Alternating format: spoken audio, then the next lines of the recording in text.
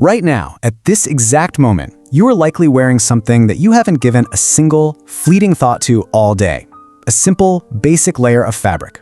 But what if I told you that the history of this completely ordinary garment is actually a dramatic, untold saga of brutal survival, shifting social classes, and literal life or death stakes?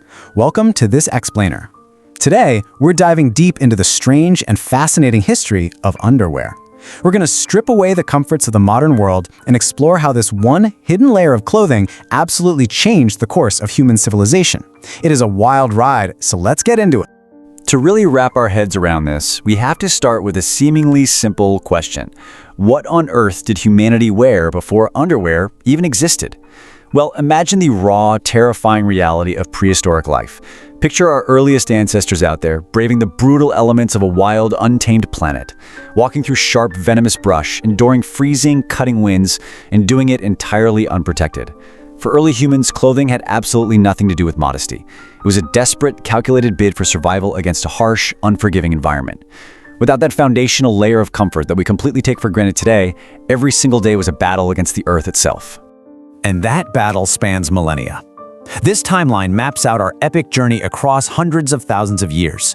We'll track human ingenuity, starting from prehistoric survival around 100,000 BCE, all the way through the searing heat of antiquity, the bizarre courts of Renaissance royals, the roaring factories of the Industrial Revolution in 1850, right up to the highly engineered, advanced fabrics we wear in the modern day. Section 1.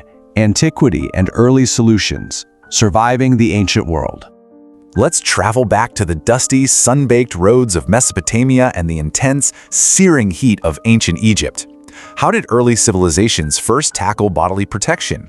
The answer was born purely out of necessity: the loincloth. It was incredibly simple, just a single piece of leather or rough plant fiber wrapped tightly around the hips. But this was the earliest known form of a foundational garment. It acted as a vital, non-negotiable barrier against rough terrain, blistering sun, and biting insects. It wasn't fancy, but for thousands of years, this simple wrap was the absolute gold standard for human survival in the ancient world. Now, what's really fascinating here is how quickly something designed for survival transformed into the ultimate symbol of social hierarchy. In ancient Egypt, you had common laborers toiling away in the blazing sun, wearing rough, minimal wraps, or in many cases, absolutely nothing at all. But meanwhile, the pharaohs and the elite classes, they were draped in finely woven linen. In fact, they wore multiple layered garments. Think about that for a second. Wearing layers of fabric in the sweltering Egyptian heat was an unimaginable luxury. It meant you didn't have to do manual labor. Even back then, what touched your skin broadcast your exact power and status to the entire city. Moving across the Mediterranean to the grand marble bathhouses of ancient Rome, we see a totally new, complex system of hygiene emerge. Romans would engage in extensive public bathing, but then, before putting on their clothes, they wrapped themselves in a linen garment known as a sublegaculum. Why bother with this hidden layer? Well, those magnificent white Roman togas were incredibly heavy, extremely expensive, and notoriously difficult to clean. The sublegaculum acted as a brilliant, easily washable barrier. It caught the body's sweat and oils, protecting those pristine outer status symbols from getting ruined. It was a highly practical solution to a very messy ancient problem. Section 2. Medieval and Renaissance Secrets. Hidden Layers of the Courts. Leaving the warmth of antiquity behind, we plunge into the damp, freezing castles and muddy villages of medieval Europe. The story of what people wore beneath their clothes takes a bizarre and slightly mysterious turn here. Men relied on braies. These were loose-fitting linen trousers tied at the waist. And they were an absolute necessity, primarily to protect the skin from the incredibly rough, scratchy, unforgiving wool of their medieval outer clothing. But here is the crazy part. Archaeological evidence of what women wore beneath their dresses during this era, it remains largely a mystery. It's a complete historical blank spot that researchers are still struggling to unravel today. Fast forward to the extravagant royal courts of Renaissance Europe, and a brilliant, almost arrogant new trend emerges. If you were a wealthy noble, you didn't just wear underwear to protect your skin. You actively made sure everyone else saw it. Flashing a tiny, deliberate glimpse of pristine white linen at the collar or cuffs wasn't a wardrobe malfunction. It was a calculated flex. It was a display of extreme wealth. Basically, it proved to everyone in the room that you were rich enough to own multiple hidden layers and wealthy enough to employ an entire army of servants just to boil and wash them for you. But let's be totally clear. For the elites, these hidden layers had absolutely nothing to do with comfort. The Renaissance introduced structural undergarments that were engineered like heavy architectural foundations. We're talking rigid bodices that violently shape the torso and massive wooden farthingales designed to support insanely heavy skirts. Underneath it all, linen shifts were trapped against the skin to act as a sweat barrier. These hidden layers literally forced the human body into the dramatic, unnatural silhouettes demanded by high society fashion. Your undergarments had effectively become a wearable, sweat-soaked cage.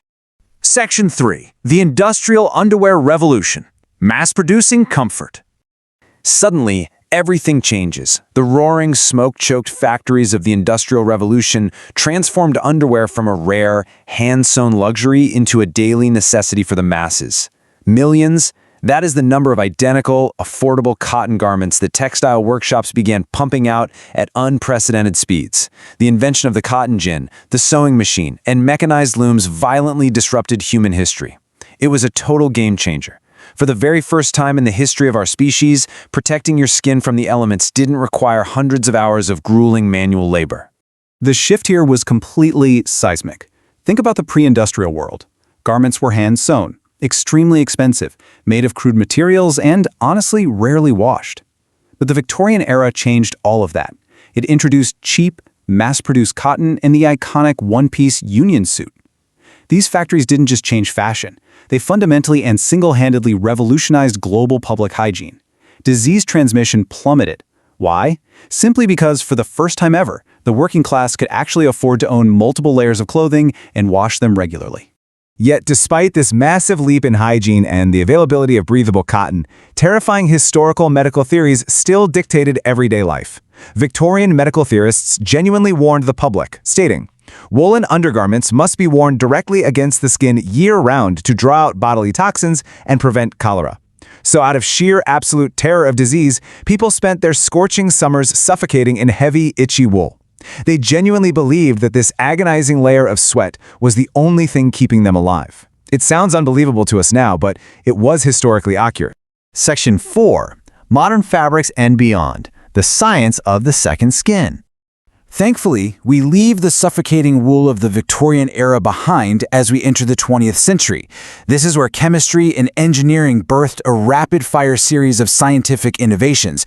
In the 1930s, the elastic waistband was invented, finally freeing humanity from the tyranny of laces, strings, and buttons. By 1935, the classic man's brief was introduced, providing unprecedented support. Then came the true miracle materials, synthetic fibers. Nylon hits the market in 1938, and spandex revolutionizes stretch and fit in 1959. Suddenly, garments didn't fight or restrict the human body, they moved dynamically with it. Today's advanced clothing technology is practically science fiction compared to the rough linen subligaculum of ancient Rome. Look at modern performance underwear. It's highly engineered. We're talking 40% moisture-wicking capabilities to keep the skin dry, 30% antimicrobial treatments to actively fight bacteria, 20% dynamic four-way stretch, and 10% thermal regulation. We are fundamentally fighting the exact same ancient battles of temperature and hygiene as our prehistoric ancestors who braved the freezing winds. But today, we are doing it with micro-engineered armor. It acts as a high-performance second skin. We've gone from rough, prehistoric animal hides strapped on for dear life, all the way to seamless, moisture-wicking synthetic blends designed in high-tech labs. What you should really take away from this explainer is that the history of this hidden garment is so much more than just fashion. It acts as a perfect mirror, reflecting the relentless, dramatic progress of human civilization itself. Every single stitch, every new fabric, and every shifting silhouette across the millennia tells a vivid story of survival, technological leaps, and dramatically changing social values. As we conclude this dramatic journey through time, it leaves us with a truly provocative thought. If a simple, hidden layer of fabric defined human survival, public hygiene, and strict social class for over 5,000 years, what will our clothes say about us a millennium from now? When future archaeologists are digging through the ruins of our era and they unearth our high-tech synthetics and elastic waistbands, how will they define us? It's wild to think about. Thank you for exploring this fascinating hidden history with us. Always keep questioning the ordinary because, as we've seen today, the most incredible stories are often hiding right against our skin.